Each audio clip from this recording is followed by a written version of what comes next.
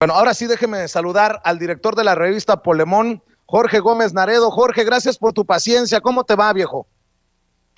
Hola, ¿cómo estás, Vicente? Pues acá muy contento de estar contigo en esta transmisión, en este lunes de Día de Muertes, un día muy especial para todos los mexicanos. Así es, y bueno, hay muchos temas. No paran las noticias, no para el análisis, no para sin censura, no para la revista Polemón, a pesar de que es Día de Muertos, mi querido Jorge. Oye, pues sigue siendo, antes de entrarle a otros temas, ¿qué piensas de todo este episodio ayer entre presuntas feministas, dos compañeros youtubers, la policía que actúa de inmediato, se los llevan a la fiscalía contra delitos sexuales? Dame tu opinión porque me imagino que has estado al pendiente de redes. Sí, sí, bueno, ayer estuve un poco, en domingo un poco apartado de redes, pero sí vi el caso de este youtuber, de Ratita. Y bueno, a mí me parece que deben de aclararse las cosas. Eh, Debe de estar como en este sentido claro de que si hubo una injusticia o si hubo un abuso de poder de la policía que se llevó a este youtuber hacia los separos, pues sí debe de haber una investigación. Yo creo que fue algo que no se debió haber hecho. Pero también creo que hay como que tener un poquito de mesura en esta cuestión, especialmente porque abona un poco a esta división, ¿no? Entre si estás en contra de Claudia Sheinbaum o estás a favor de Claudia Sheinbaum. Yo creo que ahí la discusión no debería de ir por ahí, en mi modo de ver, y más bien debería ir en que sí hay como esta cuestión de si hubo un abuso de poder se debe de castigar, y también esta reflexión, ¿no? Acerca de hasta qué punto se puede llevar a una persona, se le puede acusar y entonces se va digamos, a aprender a esta persona, ¿no? O sea, hay como varios puntos que creo que sí hay que analizar. A mí sí me parece que es como demasiado, digamos, no coincido con esta postura, ¿no? Incluso de que piden que ya se esté, que ya se salga, ¿no? Que ya se expulse a Claudia Sheinbaum de la jefatura de gobierno. Me parece que Claudia pues ha hecho un buen trabajo, y claro que hay problemas porque pues es amplia los procesos de las policías, y creo que también hay una cuestión que no debemos de dejar en claro, que hay un problema en cuanto a los movimientos de mujeres y a los movimientos de estas marchas feministas, que es algo que está ahí, ¿no? Que es una cuestión que tiene que ver uno con la violencia contra las mujeres, pero también con grupos políticos que se han infiltrado en estos movimientos, y sí me parece que hay como un contexto, y yo creo que sí hay que tener cierta mesura en este sentido. Y claro, también hay que mostrar solidaridad, ¿no? Con la cuestión de la libertad de expresión, con la cuestión de mostrar, ¿no? Qué es lo que está sucediendo, y yo creo que en ese sentido sí es importante mostrar la solidaridad con los youtubers que fueron agredidos, y además me parece que es bueno que se muestre esa solidaridad, ¿no? Pero yo más bien tendría que a la cuestión de un poquito de mesura en el aspecto de no linchar, digamos, porque se ha ido linchamiento hacia Claudia Sheinbaum. Y hay que estar al pendiente de este caso porque no podemos permitir que se siente un precedente. Imagínate ahora que vayamos con nuestro teléfono, nuestras cámaras y no podamos grabar con toda la libertad en la misma calle, porque no vaya a decir alguien que le estamos grabando el trasero, perdón por la expresión, pero pues, o sea, puede sentar un precedente positivo o negativo si no negativo si no le mostramos atención, le prestamos atención a este episodio. Oye, Jorge, al tema que le estamos poniendo toda la atención también es al de Carlos Loret de Mola y sus montajes. La semana pasada nos ocupó, pero no por el personaje en sí, sino por lo que significa para el gremio, para los que nos dedicamos a comunicar, mi querido Jorge. Sí, el caso de Loret de Mola a mí me parece que es muy emblemático porque demuestra cómo este personaje, digamos, ha sobrevivido a esta cuestión de los montajes, demuestra cómo quedó evidenciada la forma en cómo él actuó, y además demuestra su cinismo de negar cualquier elemento o cualquier relación que hubiera tenido con este montaje, ¿no? O sea, yo creo que o sea, en el video es muy indignante el video de Loret de Mola porque él dice que cometió un error, ¿no? Que cometió un error y que no sabía absolutamente nada del montaje que estaban poniendo en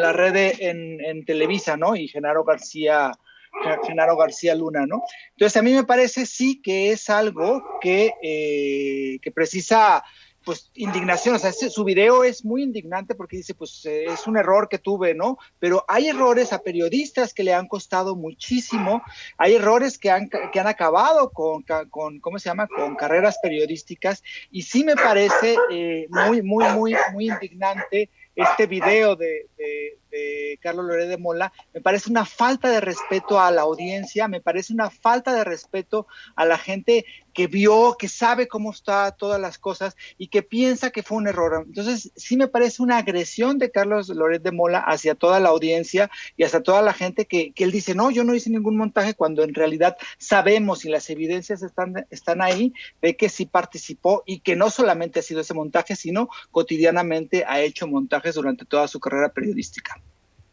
Oye, mi querido Jorge Gómez Naredo, ¿y qué me dices de Lili Téllez, que parecieran no entender, o si la entiende, ataca la cultura popular mexicana con su veneno contra López Obrador? En fin, otro petardazo de la senadora del PAN antes de Morena.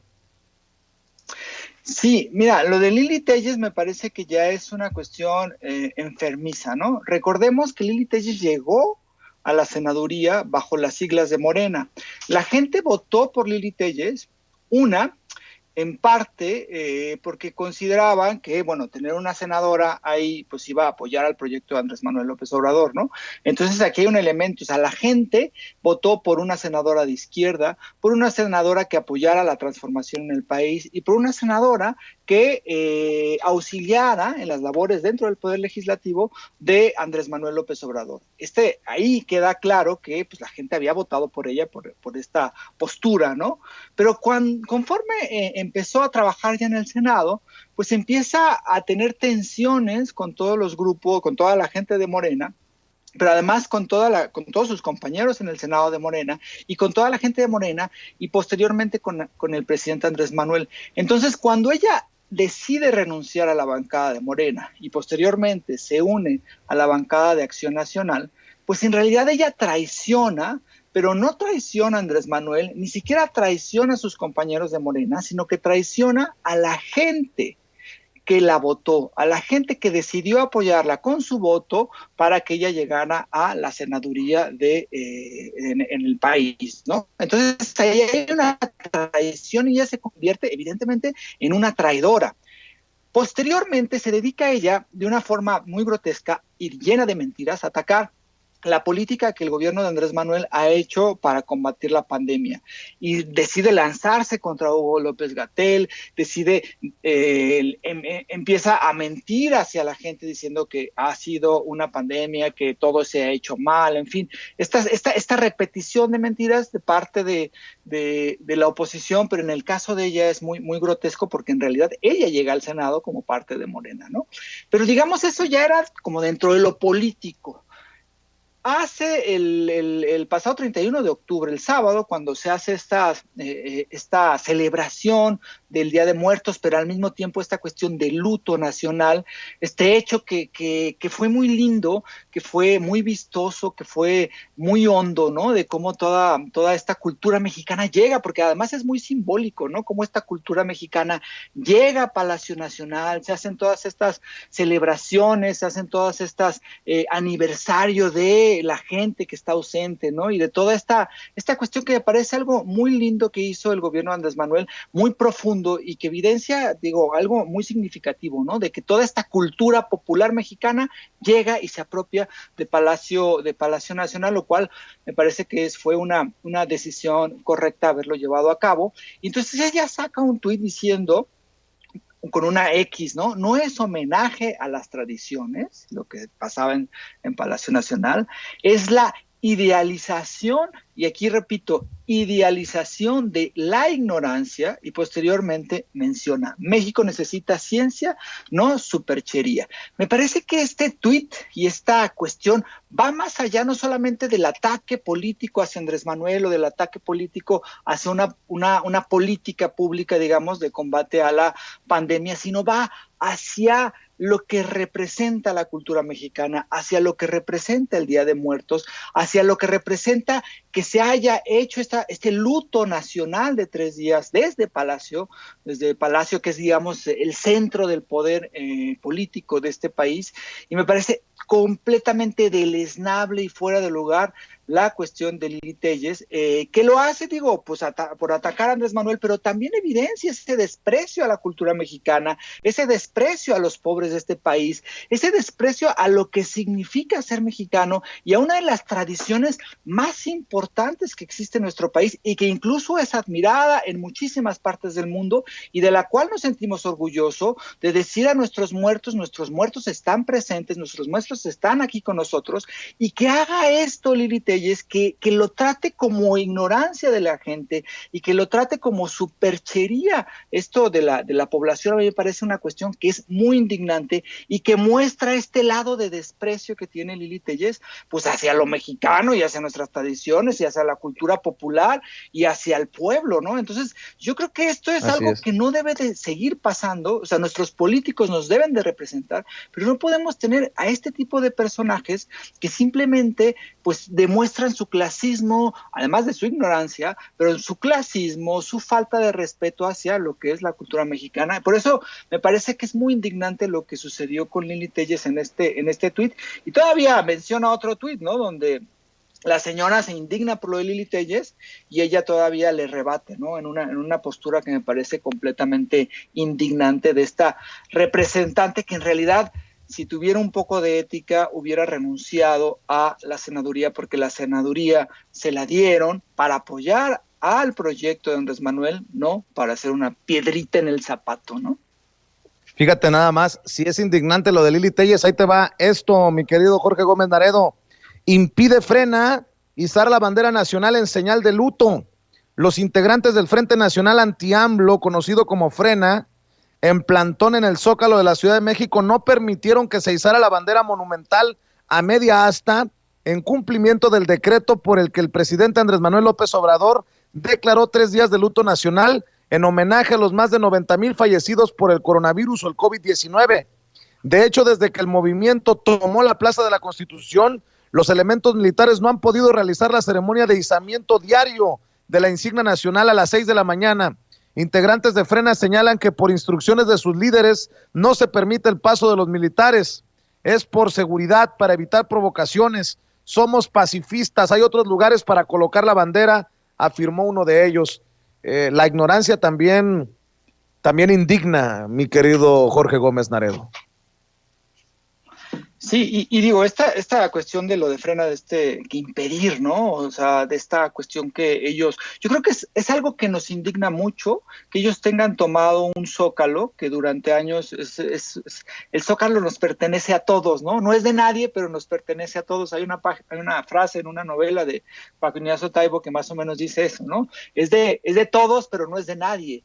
Y entonces esta apropiación que se han hecho los de Frena de este zócalo, me parece indignante, pero todavía más indignante es que no permitan este acto tan simbólico, estos actos tan simbólicos de parte de la pues sí, para mostrar, ¿no?, este luto que existe, para mostrar izar la bandera media asta, lo cual es muy significativo, y me parece que es indignante. Y claro, eso provoca muchísima indignación y muchísimo enojo de la población, y yo entiendo que la población está enojada y quiera ir a lincharlos, a gritarles y todas estas cuestiones, a confrontarlos, pero me parece también que es una cuestión de que es a lo que apuesta, ¿no? O sea, a mostrar a todos los seguidores de Andrés Manuel López Obrador como los que van a linchar, como los que son los agresivos. Y yo creo que hay que tener como esta capacidad para no caer en su juego, porque eso es lo que ellos buscan.